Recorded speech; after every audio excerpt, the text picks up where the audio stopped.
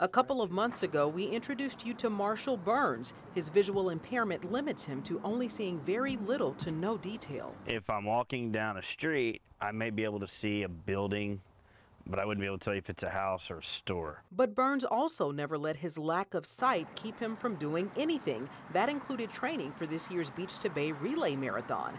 Fast forward to race day, I've came a long way in the last 3 months. and Burns is ready to go, feeling stronger than ever. When I first started, I was, having to run a little bit and walk a lot. Now I can actually, run and keep a consistent pace.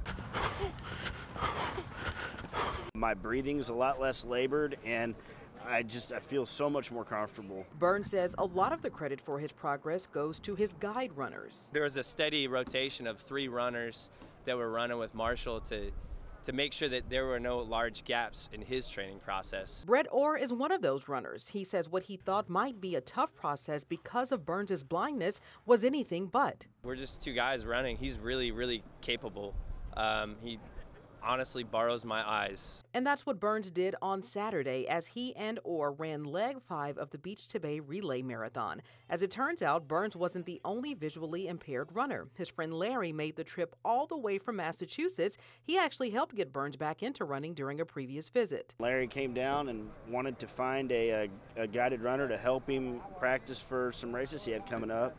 And so I found him one, and that's kind of how we started here. And at Saturday's finish, Burns would celebrate with his team, which included Larry, his guide runners, and also his mom. An amazing support system that Burns says has given him the experience of a lifetime. I've had a lot of fun with it. I've built new relationships with some awesome people, and I'm just really grateful that people are willing to assist me in this. Now Burns plans to continue running and to continue showing others that determination can always overcome disability. Anything that you put your mind to, you can handle it.